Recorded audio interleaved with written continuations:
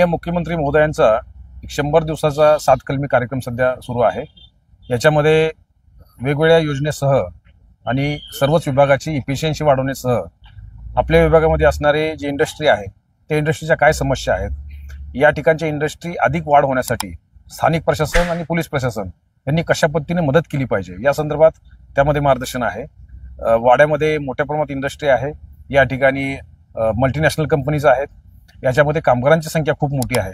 त्यामुळे दैनंदिन स्थानिक पातळीवर त्यांना कोणत्या समस्या येतात, पोलीस प्रशासनाकडून सुरक्षासाठी आणि कायदा व सुव्यवस्था राखण्यासाठी, त्याचप्रमाणे कामगार संघटना आणि इतर ज्या गोष्टी आहेत या संदर्भात कोणताही त्रास इंडस्ट्रीच्या प्रोग्रेसच्या आडी होऊ नये आणि इंडस्ट्री ज्यांनी या ठिकाणी टाकलेली आहे त्यांची पूर्णपणे सिक्युरिटी आणि सेफ्टीची पूर्ण जिम्मेदारी ही ज्यांच्यावर आहे त्यांनी एकत्रित येऊन या ठिकाणचा एरिया हा पूर्णपणे सेफ करण्यासाठी आजची बैठक घेण्यात आली।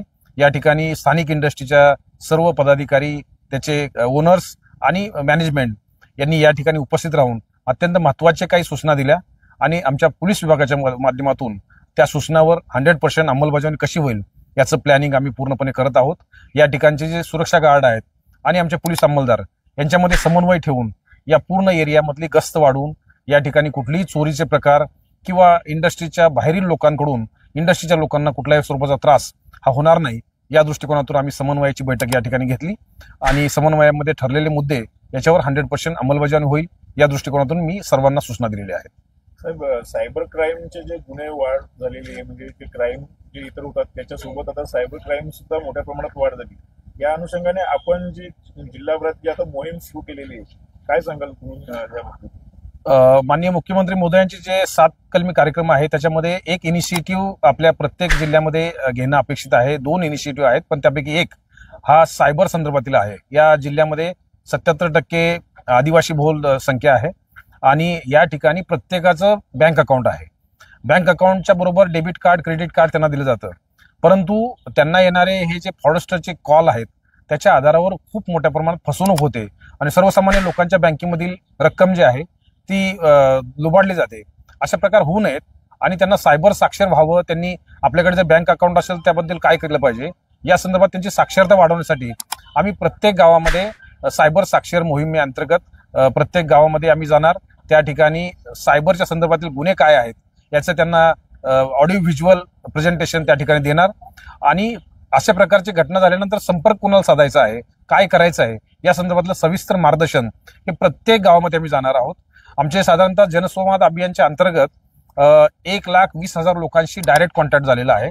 एका क्लिकवर आम्ही पूर्ण जिल्ह्यातील 1,20,000 लोकांना ग्रुपवर, व्हॉट्सअप ग्रुपच्या माध्यमातून मेसेज देऊ शकतो आणि हे सर्व असे लोक आहेत की जे गावातील प्रत्येक लोकांना आमचा मेसेज पोहोचू शकतात।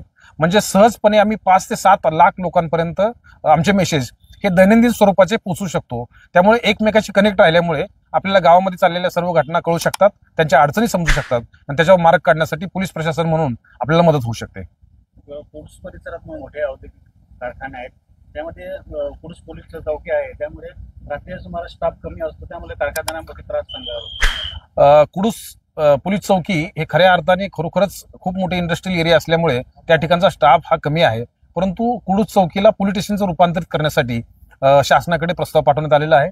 लवकरच या संदर्भात सकारात्मक निर्णय होण्याची अपेक्षा आहे आणि हे कुडूस चौकीचं पोलीस स्टेशनमध्ये रूपांतर झाल्यानंतर खऱ्या अर्थाने त्या ठिकाणचा स्टाफ वाढवला जाईल, परंतु तोपर्यंत जी आहे ती चौकी त्या ठिकाणी सर्व सुविधा मिळाव्यात या दृष्टिकोनातून स्टाफ वाढवला जाईल।